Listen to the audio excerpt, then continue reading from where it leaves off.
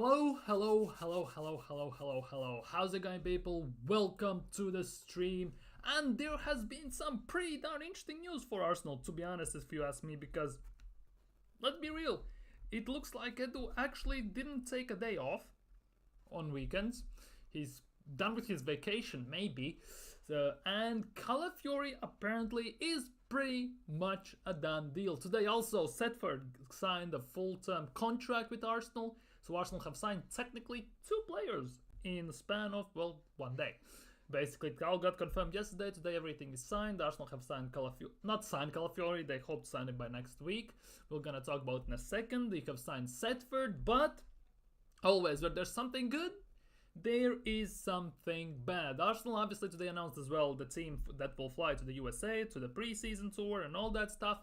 And it turns out Tomiyasu is injured. He's not going anywhere. He has done his knee once again. And that is the end for him in preseason, pretty much. So we're definitely going to deep dive into all of this. We're going to talk about it today. So obviously yesterday day was off. I posted just a video and yeah, had the time to relax, chill, barbecue, taking notes from Edu basically. Going to the beach, had some nice tan. You can't see it, but I had, so pretty much nice day off. But yesterday obviously all hell broke loose with Calafiori and Setford today, so definitely diving all into that. Arsenal's team, Arsenal's whatever, links, signings and all that good stuff. So what we're kicking things off is the Arsenal squad that is flying to the USA to pre-season tour today. Basically got announced that we are taking goalkeepers Karl Hein, who re-signed at the beginning of the window, Tommy Setford, who signed with Arsenal today, Lucas Nygaard, and Alexi Rojas. So 4 goalkeepers and no senior goalkeepers. No Ramsdale, no Raya. Obviously they have given time off due to Euros and whatever the reason you can imagine, basically, because it's weird because sometimes you get given days off but you did nothing. It's very weird because for me, actually, you could have taken Ramsdale to the US tour because the whole season he sat on the bench. Throughout the whole Euros, he sat on the bench. So basically, he did nothing. Roy at least played a game and won the cup. So that's a bit different, of course. But we have no senior goalkeepers to take to USA tour. And that already is a bit worrying in a sense. Although, to be honest, there were some news about potential goalkeepers. Arsenal have put bid in, so we're going to talk about that as well a bit later on. But yeah, it looks a bit shaky at the moment, but it is what it is. From defenders, we take Ben White, Bart Simpson, Crybaby, Jurien Timber, Josh Nichols, Jakub Kivior, Aiden Heaven, and Omar Rekik. Again, since Euros, there will be not many senior players. Some of them will join during the USA tour in terms of certain players like Kai Havertz and all that stuff, but most of them either won't be playing or they will not, or they will join later on. So in defenders wise, we have Timber will start, Ben White will start. It will be interesting how Arsenal's defense looks in this preseason, because I assume it will be something like Ben White, Timber, Kivior, Rekik, something like that maybe, or Ben White, Timber, Kivior, Zinchenko at left back. I have no idea, to be honest. That's just a wild guess how Arteta is gonna play it. Midfielders, midfield looks the best, you could argue, from Arsenal's team that's going to the USA. Thomas Partey, hopefully he doesn't get injured in the tour, by the way. Jorginho, Rosiak, Miles Lewis-Skelly, who actually has impressed in pre-season. Obviously, Arsenal as well yesterday or day before yesterday, 1-2 against Leyton Orient. Emil Smith-Rowe was the captain, actually, and he scored a goal as well, so that was kind of interesting. Odegaard, Smith-Rowe, Fabio Vieira, Ethan Vanieri, Olmhand, and Gaula. Forwards, Trossard, Reece Nelson, Charles Jr., Gabriel Jesus, and Eddie Nketiah. Now, Eddie Nketiah is a bit interesting one to take to USA tour with the links to Marseille, because there's a possibility that he might, well, leave Arsenal's preseason tour if during the time while we are in the USA, the deal for him with Marseille actually gets some momentum and actually goes through. So it will be very interesting to see how that develops. But to be honest, it's a very interesting thing how Arsenal envisions the preseason. I think, for example, against Bournemouth, we might play Karl Hein, Ben White, Jurien Timber, Kivior, Zinchenko. In the midfield, I would say, I don't actually know, maybe Partey, Vanieri Odegaard or Partey Smith Rowe Odegaard, something like that. And in attack, I would say Trossard, Jesus, and Reece Nelson. And then they might rotate. I think that could be one of those. Obviously, the first game against Cherries is on Wednesday. Then a bit later on, we play against United. Again, that will be hell on earth, as it was last year when Lisandro Martinez almost broke one of our players' legs. And then we are playing Liverpool. So we play very tough opponents, I'm not gonna lie. And the big part is we played in USA. Interesting. Genuinely interesting, because like if you look about 5 years ago, maybe a bit more, Premier League teams tend to avoid playing Premier League teams in pre-season tour. Now, for the sake of money and USA and Saudi and all that stuff, you see it every single time, which is a bit concerning, but I guess it's the business. What can you say? It is what it is. But now, let's dig to the big things. Let's try to go through this as chronologically as we can, but it's obviously gonna be all messed up. Basically, July 20th, yesterday morning, Fabrizio Romano tweeted that he understands that Arsenal are now close to agreement with Bologna Calafiori. Positive talks took place behind the scenes with players' agent Alessandro Lucci on it. Arsenal were confident. Terms agreed until June 2029. And a bit later on, it took about an hour and a half, he tweeted out exclusive. Arsenal and Bologna have reached an agreement for Riccardo Calafiori after breakthrough revealed earlier. Understand the fee is 40 million euros, mind you, not pounds, euros, plus 5 million add-ons and sell-on clause. Final step needed for Basel and Bologna to agree on the 50% sell-on payment terms, but otherwise it's pretty much here we go. Now, 40 million euros, that's about 37.5 million pounds, which is a steal and a half, arguably. Genuinely, which in my opinion is steal and a half, if you ask me. That actually is a pretty good deal of business.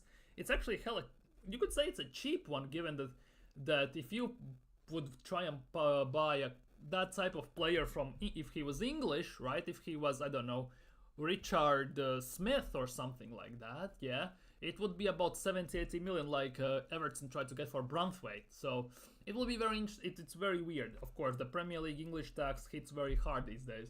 But yeah, it's a here we go, 40 million euros plus 5 million euros in add-ons, which is fantastic. 33 million pounds plus 5 million add-ons, 38 million overall. The big question is, how big are the sell-on clause? That is also a big thing. Obviously, Arsenal don't sell that well, so might not affect us that much, but you never ever know. Now, if we look at this Calafiori, we talked about this. The players, here it is. Arsenal and Bologna have scheduled more talks for tomorrow to definitively close the transfer for Calafiori.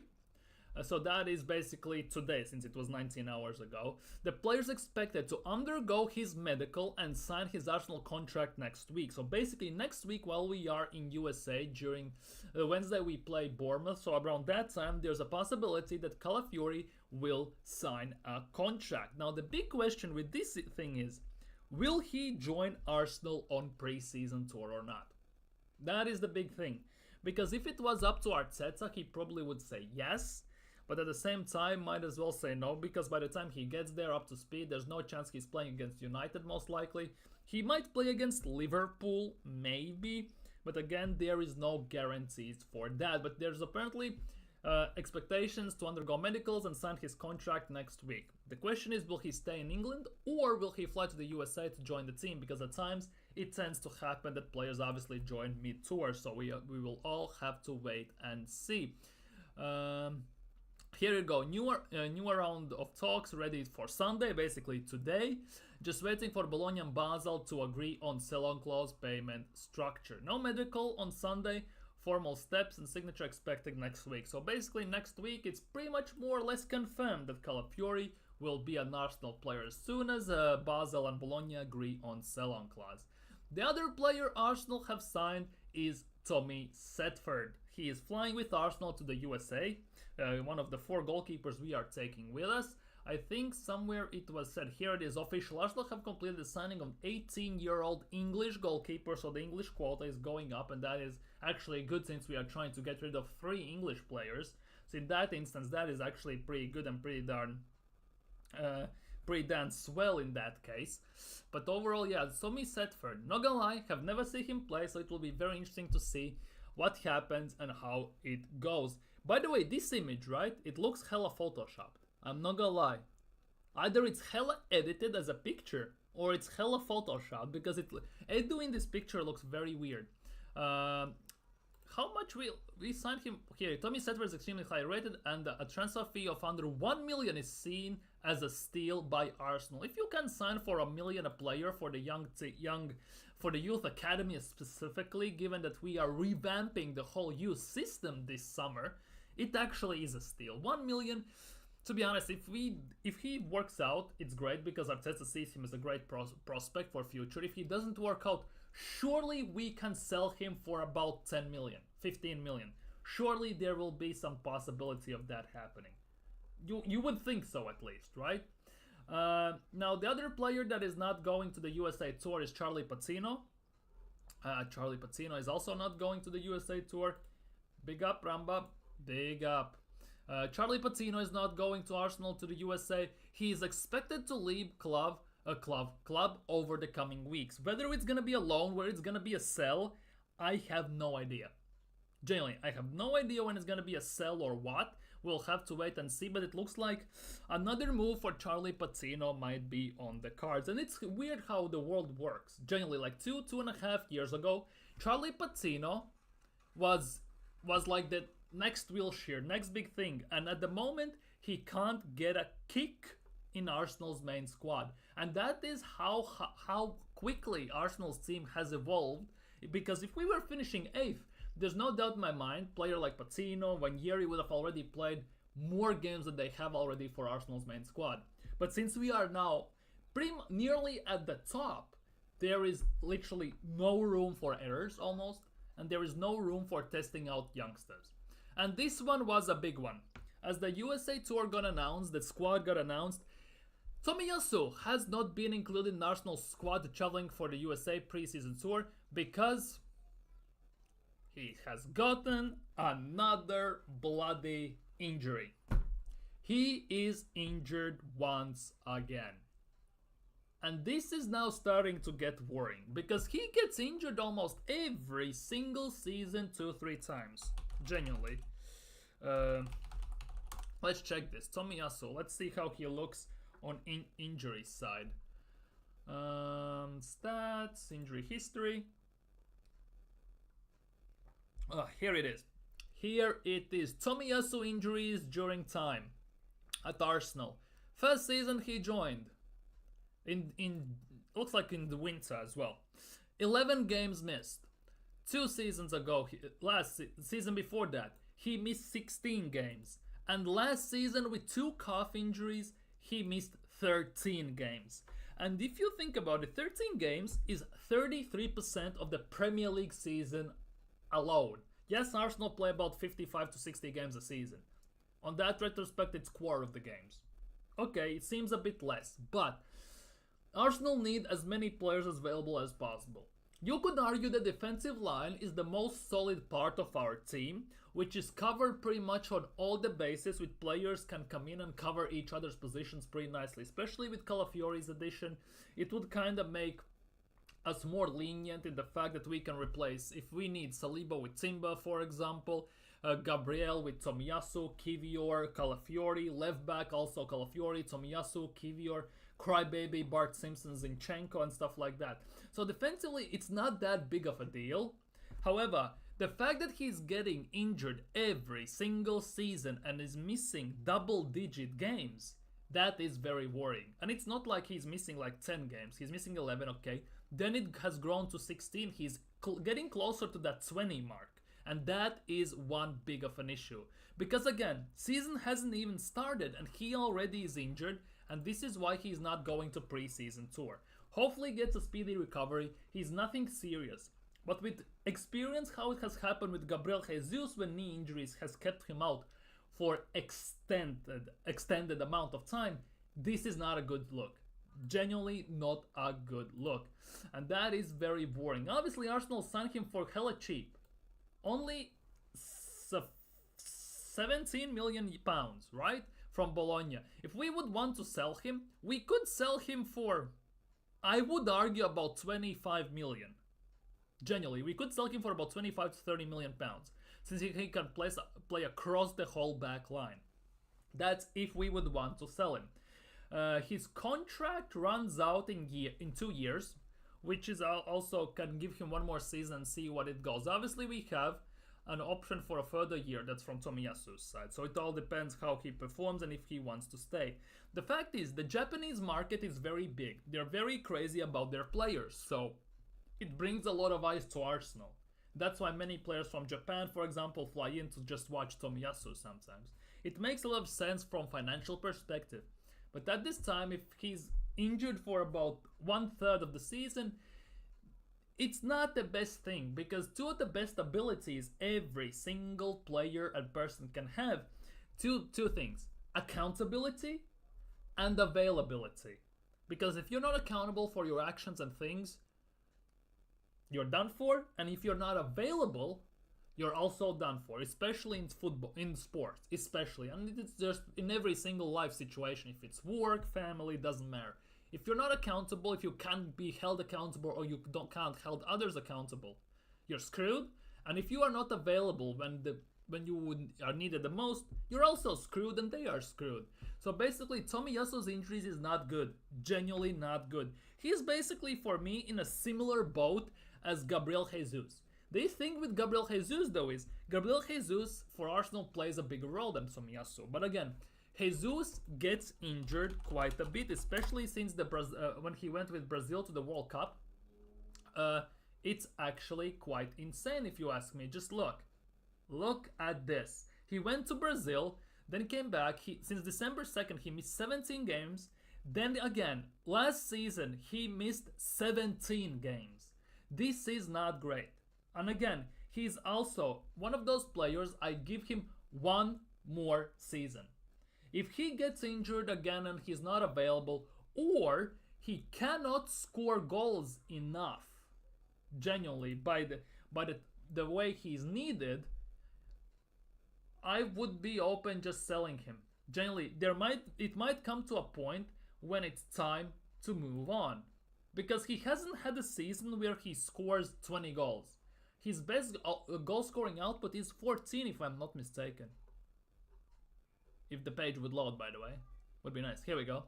His best output for Arsenal is best output is 14 goals. That was 5 years ago for Man City in 34 games. Mind you, that season, big chunk of that season, he played as a right winger. So it would make sense for him to maybe try him as a backup for Bukayo Saka, but with Arteta it doesn't make sense, so it is what it is. For Arsenal as well, 11 goals, and last season 4 goals.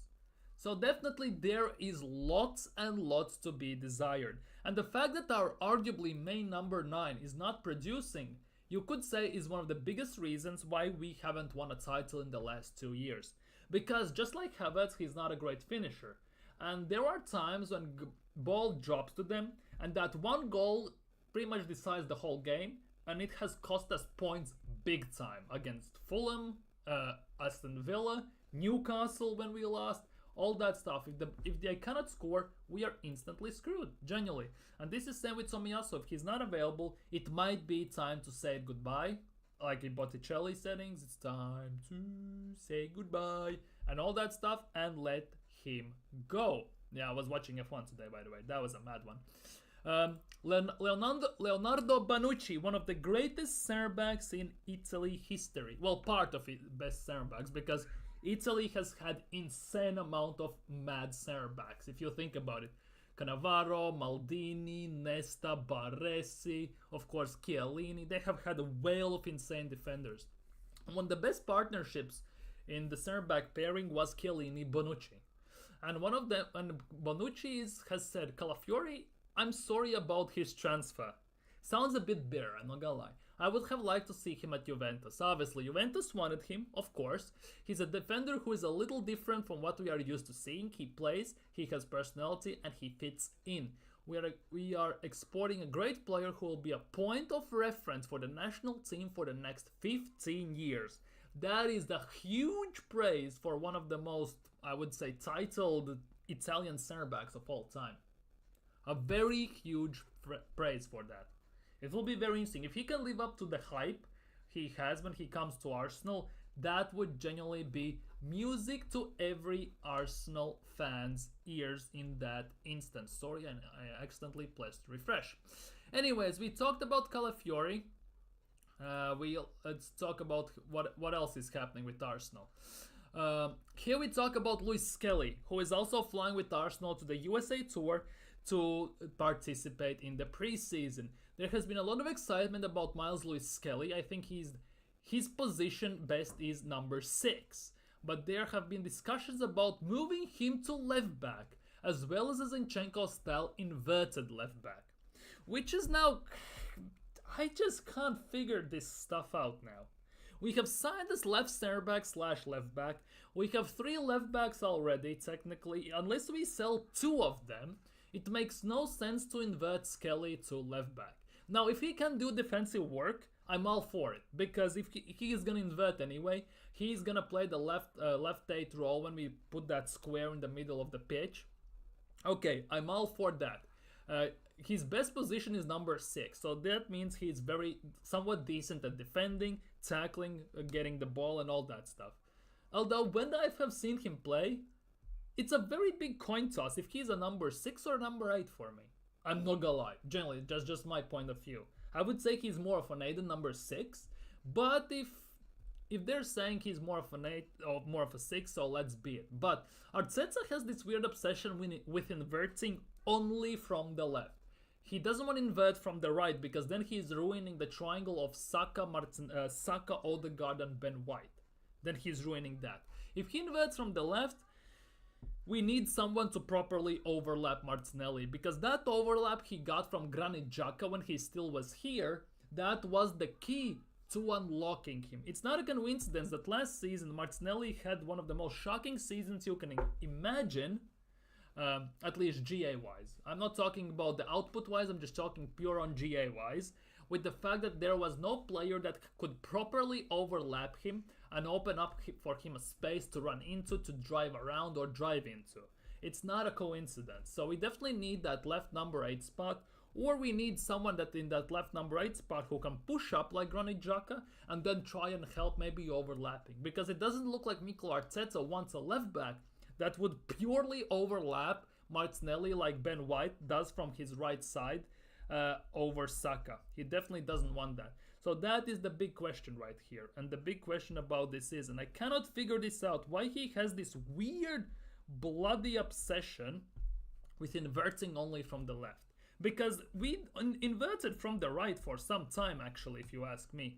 At some point when we had Kiwior at left back and inverted with Ben White, we actually played pretty good. Kiwior looked much more solid when he played that center back role. So it's very weird. It's a bit confusing, I'm not gonna lie, why he has this weird fetish obsession with just inverting from the left. But Luis Skelly is very talented, there's no denying about that. Let's see if Arteta can actually work with him, coach him and manage him actually to be a proper player. That will be the big one in this instance. Speaking on Eddie Murphy of Arsenal, Edward Nketiah, the best striker you've ever seen. Your defense is in trouble when Nketiah is in the room. Ho ho! Olympique Marseille have sent initial proposal to Arsenal for Eddie Nketiah. No agreement closed yet, but negotiations have started between the clubs. He is one of the top targets after Mason Greenwood. As we all know, Marseille want Eddie Nketiah. They just signed Mason Greenwood and they sold Aubameyang to Saudi, which means they have a striker spot open. Now, I wouldn't say that Nketiah is the best replacement for Aubameyang, but at the same time, if we can get him about 25 to 30 million, I'm all good. Pay him, we run, we hide, and we don't know who you are, genuinely. That will be the big thing in this instance. What's gonna happen with that? Yeah, the king. Yeah, how he got the king shirt in the first place, number 14, is also the biggest mystery in football you have ever seen. How is he worthy of number 14? I have no idea. But it looks like the Sherman clump of football, Eddie Murphy and all that stuff, might be actually leaving Arsenal for once. The question is, will Arsenal ask for decent amount for not to scare Marseille away? That is the big thing. Will Arsenal actually ask for a decent amount in that regard? Now, if we talk a bit more about Calafiori for a second, according to Sky Sports, Real Madrid and Juventus, as well as another Premier League club, tried to sign Calafiori in the last 10 days. However, the player only wanted to join Arsenal after giving his word to Edu Arteta. So, basically, Calafiori is man of his word. That is great. Now, Real Madrid were sniffing around. That just shows that there is a player in there, let's be real. Because Real Madrid, they're sniffing around Saliba, and I am already scared. Because if Arsenal don't win major honors in next season, or at worst the season after that, Saliba is going to Real Madrid. Because Saliba has Real Madrid written all over him, and if we don't start winning and win now, there's a big possibility we will have to say goodbye to him very, very soon. Because most of these players are young and they want to win. And at the moment we have won nothing, and then Arsenal needs, and Arteta needs to prove that he can win something with them. And until we don't win, there will be a big possibility that we might lose them. And there's a lot of players we actually might lose just because of that. Players like Bukayo Saka, do you think he will sit at Arsenal for so long winning nothing? He's not gonna pull a Harry Kane where he sits at one club for like billion years and is trophyless. He's not gonna want to do that. Same goes for Odegaard, Saliba, I would say Gabriel. Who else is Martinelli potentially and stuff, Ben White even. It will come to a point where we'll start losing players. Obviously, unless we win. Juventus, obviously, they don't have money, they need to sell to buy, and they couldn't sell enough time to try and get him. Premier League team, probably Chelsea. Who else? Since we are moving to USA Tour with no senior goalkeepers, so that is a great one, first of all, Arsenal have made a new improved bid for Wolves goalkeeper Dan Bentley, though to be in region to £300,000. Now, first bid was 50,000, now it's 300,000, so 6 times the increase. Despite Wolves' 1 million valuation of the player, the two clubs are close to agreeing on a compromise. So if Wolves value him at 1 million and they want to agree to a compromise since it's very close, I don't think they actually value him at 1 million. It's just a yellow page story to try to squeeze out for Dan Bentley as much money as possible, in my opinion. Obviously, they got him for 50 grand, so they will make profit as long as they sell him for over 55k either way. So it all remains to be seen what's gonna happen with that. But Arsenal want to sign a second goalkeeper, a senior goalkeeper, similar like Pep Guardiola has at Man City, like Scott Carson, who has been there for about 5-6 years now. And has played maybe 2 games, if I'm not mistaken, for Man City overall in those years. But he's experienced, he's for that, he's for this, just in case. So basically that could be that situation right there.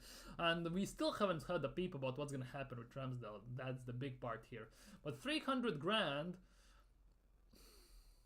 if the clubs are close to agreeing on a compromise, I would say the compromise in this situation would be around 500,000, in my opinion. It will go around 500,000 in my opinion. I don't think it will go higher than that. If it does, that would be a travesty, because Wolves will get 50, no, like what type of increase? From 50, 100 million, 100 times increase basically. 10 times the increase in value.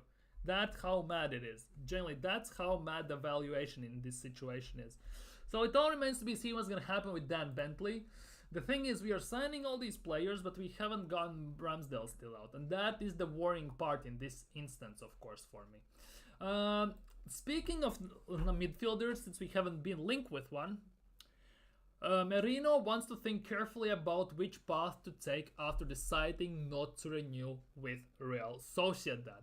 At the moment, the team that have the most insistent are Atletico Madrid, which makes sense. It has been reported that the most insistent team for Merino has been Atletico Madrid for the last week or so, and it makes a lot of sense. Arsenal have made some calls and inquiries, but there are no official offers just yet, so it kind of makes sense. Arsenal wanted to do the deal with Calafiori, then they signed Setford. They are focusing also on sales, and they might go for Merino. I generally think the thing about this is it might be too late. That's the only part for me with this. The second issue with me for this is there was a stat, and to be honest, I'm keeping my account for this myself. Arsenal this summer window have been linked for with around 100 players already. It's been 1.5 months, and Arsenal will be linked with 100 players, nearly. Right? So that is the big thing. When we are linked with more than 100 players, for Arsenal, it's a good thing because we don't want to get involved in bidding wars. We want to keep our opposition guessing so it doesn't get hijacked. So nobody actually knows which players Arsenal are working for. Obviously, Calafiori is a bit different, but overall, that's what happened with Simba, happened with Vieira, and some other players. But the more players we are linked with, the less chances of our opponents knowing who we are going after and trying to hijack the deal, which makes a lot of sense in that instance. But this is the thing. The more players Arsenal have been linked with under Mikel Arteta, the bigger chance is we're gonna sign someone out of nowhere. And it works like that pretty much from what I can gather. The thing with this is, since the Calafiori has been announced, Setford has been announced, there are almost no links whatsoever. And we are linked with one or two players, Pedro Neto still and Mikel Merino, right? Which again means that either Arsenal are working on something in silence, or Arsenal have a plan to sign someone, they just haven't moved in yet. Because as long as the media talks a lot about Arsenal, that they are linked with this player, that player, that player, that player, we're safe. As long as media has one or two players to focus on, it's pretty much straight up forward that Arsenal are linked with them, and Arsenal are going to try on them, and there's a bigger chance of someone trying to hijack the deal. And at the moment, it is a bit of an issue. Yeah, Merino most likely is moving.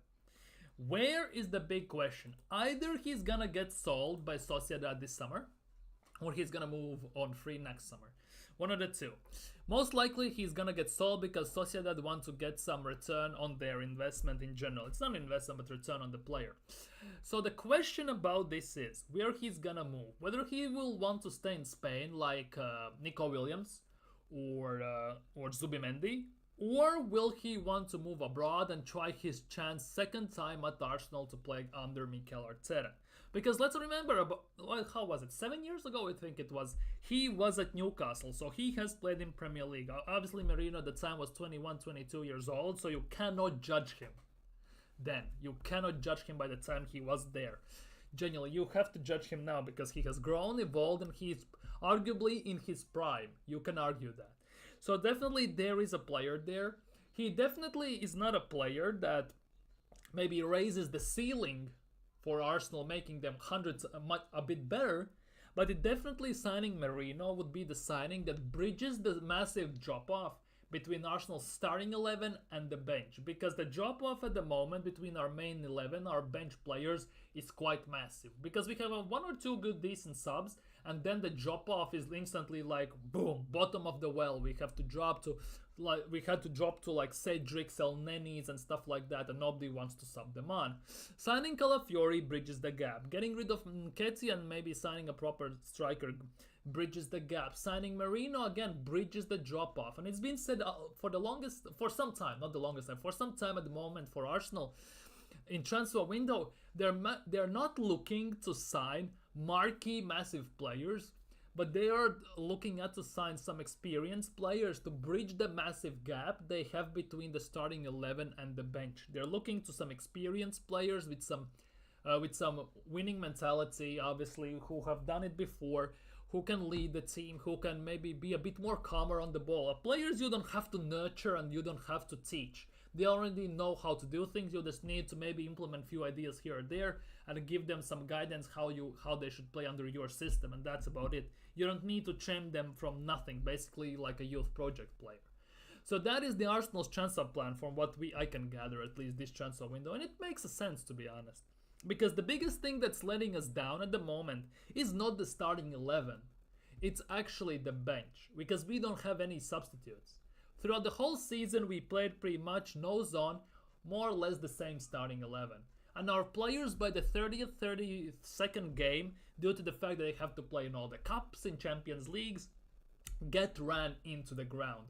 So towards the end part of the season, they legit have no energy. They don't have nothing to show for it, and we look very slow. Maybe focus isn't there on occasion, our legs are heavy, we cannot run, we tend to make mistakes and blunders we usually don't. So at the moment, Arsenal are kind of, by the looks of things, focusing on actually improving the quality of the bench so we can have actually proper rotation. So we don't have to ditch the FA Cup, Carabao Cup and other cups in terms so we can focus maybe on the league or maybe only on the Champions League, which, to be honest, should have been done in the first place, because Arteta has been here for 5 years almost, and we have the same issue with our bench we had when we had Arsene Wenger still here. We have useless players that are not good enough, that needed to be sold, contracts ripped up and needed to be replaced. We had that under Arsene Wenger, and we have still that today. So in that instance, there has been no development at all.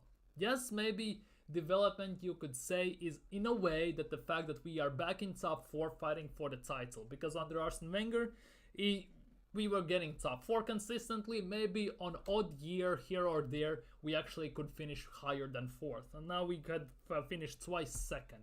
Yes, it's nothing great in a way, because let's be real, only players that get remembered are the winners, and finishing 2nd basically means nothing in this instance. But at least we are there, we are trying, and hopefully we actually can win it, because this season is the season for me. This season is the season for Mikel, for Edu, and for Arsenal, because unless for this season Arteta needs to deliver major honors, FA Cup, Carabao Cup, Premier League or Champions League. I would say he needs to deliver Carabao Cup and FA Cup, plus challenge till last day for the league, or win the Champions League. One of those, or win the Premier League. Where he needs to go.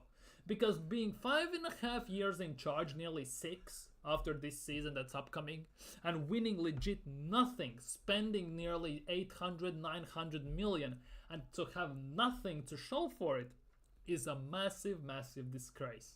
It's a disgracia, basically.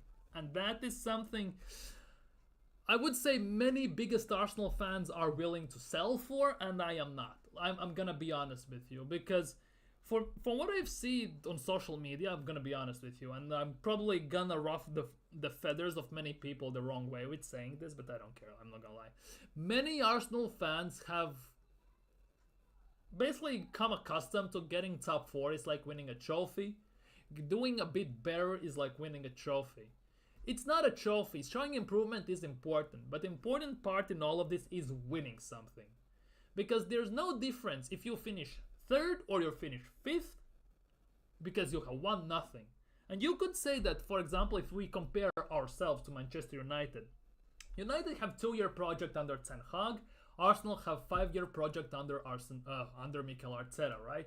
Mikel Arteta with Emery's squad won FA Cup. Since then, he's completely ripped the team apart, built his own team, has done nothing. 2 times finished 8th, 1 times 5th, 2 times 2nd. That's it. Ten Hag comes into toxic Manchester United, and despite everything, despite where he finishes in the league, he has delivered either Carabao Cup, either FA Cup every season. So in 2 years, he has won 2 trophies, while Mikel Arteta in 5 years has won, 1 trophy. So technically, yes, Arsenal had better season performance-wise compared to Manchester United. There's no shadow of a doubt about that. But trophy-wise, successfulness-wise, if we talk in terms of success, Man United has had a better season. And I don't care what anyone says, that is the truth. Because this sport is measured by winning and by trophies, not by who finished higher in the league. Because every season you start on 0 points, everyone plays each side 2 times, and see who comes out on top, and that's about it. In terms, in the middle of that, you win the league maybe, if you are lucky enough. And that's about it. But overall in the Cups, it's one game, take it or leave it, and that's about it. Obviously, in any given game, either any team can beat any team. We have seen that happen before, and we'll see it again. There's no shadow of a doubt about that. But in the last 2 years, Man United have had more successful season, trophy-wise, and more successful season. Performance-wise, Arsenal have been better. There's no argument about that. Trophy-wise, United have been better. And that hurts me to say it, I'm not gonna lie. As much as I hate to say it, that hurts me to say it. Because many Arsenal fans this day and age are growing up for selling for mediocrity. Because finishing 4th for me is mediocrity at the moment. Because I've seen Arsenal win the league, and I've been with Arsenal in Champions League. I've been with Arsenal through ups, downs, and everything, and I've seen Arsenal get top 4 consistently, and every single year I've had the same question. When will be the time something changes and we actually win something, like properly? Because even though Arsene Wenger didn't win the league for the long time, he won us FA Cups here or there. We are the most FA Cup winning team in England, right? Although Manchester United are not that far off, I think they're 1 or 2 FA Cups away from us only. But we actually won something. Yes, getting top 4 every single season was a piss take, but anyways, we are where we are. Actually, he did lots of good stuff, at the same time he did some bad stuff, but overall Wenger did great at Arsenal, let's be real. Arteta, he has brought us basically back where we were under Arsene Wenger. Difference, he spent more money than Arsene Wenger, and he has won less than Arsene Wenger, and that is the biggest issue. I want for Arsenal to win trophies, to be successful, and do all that stuff. So far, Arteta has shown that he is almost their guy. He is Arsenal's Brendan Rodgers. He gets us to a certain point, but he can't get it over the line. And then when Liverpool got to that point, they hired Jurgen Klopp, and then bang, they won Champions Leagues, they won Premier League. Well, once in 7 tries, but they still did it. They won Champions Leagues in that run, of course. Arsenal might get to a point, I think after this season, if Arteta doesn't win anything, it might come to a point where even Kroenkes realize that Arteta is not it. He is almost their guy, but they don't need almost their guy. They need a winning guy, and they might actually let Arteta go. Although Arteta is in the last year of his contract, so there are already talks of him extending the contract. So that is, again, not a great look, because he actually might get a contract extension despite the fact that he has won nothing at Arsenal. So it is what it is. We'll have to wait and see what happens, but that is my stance on it, basically.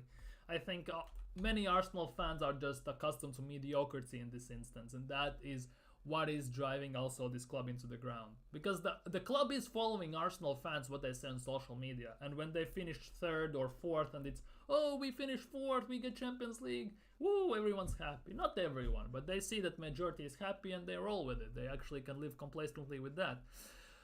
Anyways, back to transfers for a few minutes and then I'm gonna jump off. I can tell Crystal Palace fans. Romano jobs update on 2 targets wanted to replace Olise. Surely that means Reece Nelson.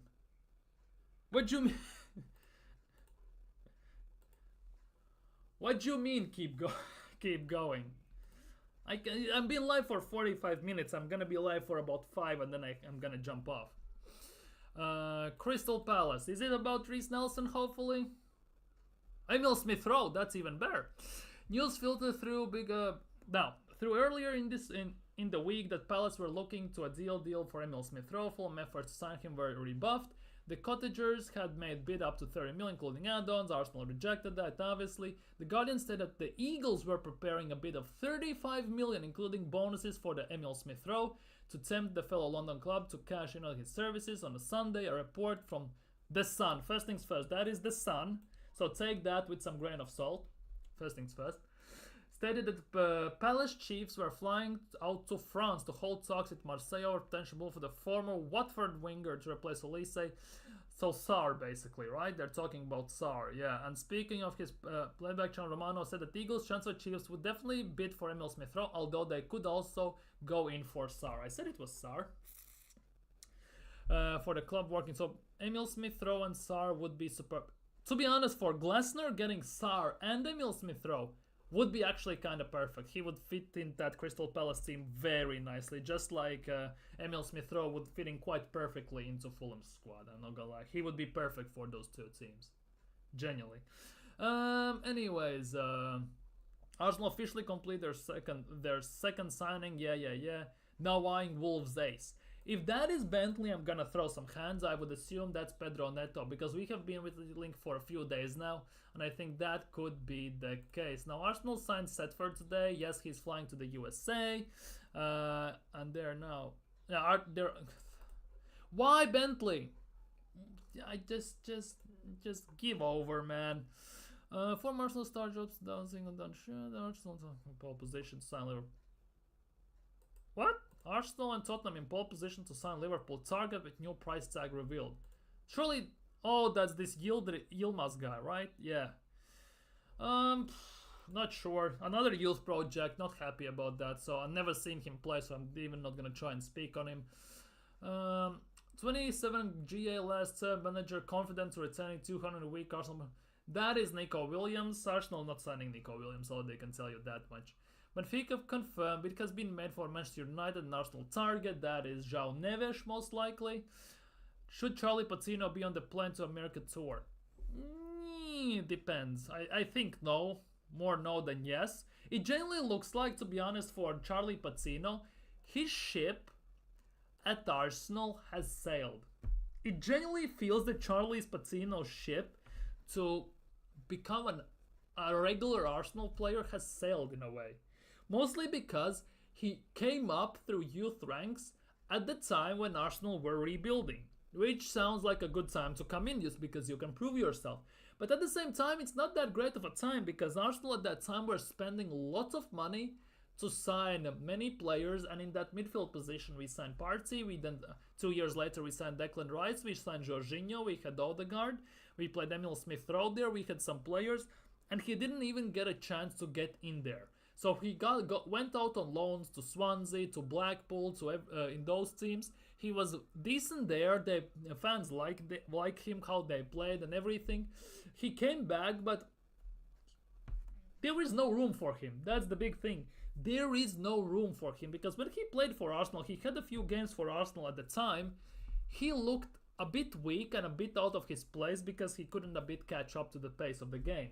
Magyeri can, he already has played and he's shown that he can. Skelly remains to be seen, of course, but overall, yeah, it looks like Charlie Patino's time at Arsenal a bit has sailed.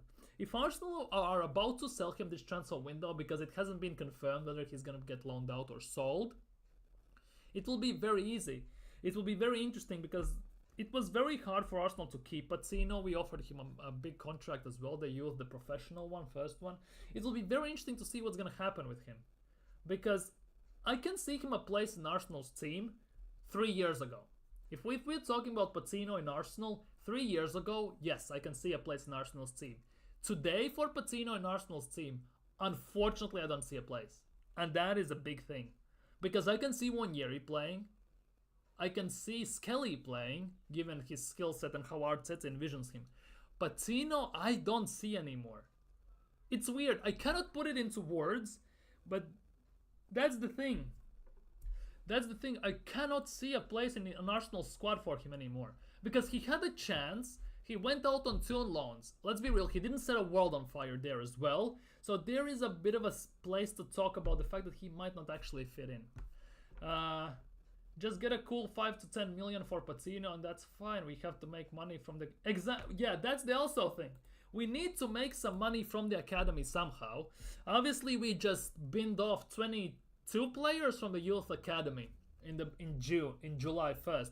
We could have sold them all together for about 100 million, 2 million each minimum. Conquag, who signed for Wrexham, could have gone for 10 million or so. Walters could have gone for 3 to 5 million easily, and others. They're genuinely, we could have gotten about 100 million if we sold each player for about 2 to 5 million easily. Genuinely. Okay, not maybe 100. Let's just say 50 to 60 million easily. Genuinely, if we even sold each one for 2 to 3 million. No worries, and it will be pure profit because it's a Helen graduate. That's the thing. 2 mil max. Arsenal don't know how to sell. They will sell Patino for 3 million with 20% sell-on clause, and that will be Arsenal done. It generally could be in those levels. But yeah, I think for today that will be it for me. Been live for 50. I need to get some things done before, of course, Monday is tomorrow, so long work week awaits. Obviously, next week we are waiting for Calafiori to sign the contract and pass his medicals. That was reported by Fabrizio Romano. And I'm expecting Arsenal next week to sign another player. That is the big thing. Because in 25 days Premier League begins. And we have only signed one player. Not good enough. It's, well, not good enough. We need 2 or 3 more players. We need a backup for Saka. We need another midfielder. We need players. So Arsenal, get on the job. But yeah, thank you guys so much for watching. You've been a fantastic. Thank you so much for chilling, for liking, subscribing if you're new here, commenting and all that stuff. Take care. Enjoy your weekend. The rest of what is left of it. Have a nice week. Take it by the balls. No, did he? Make the best of it. And I see you all tomorrow.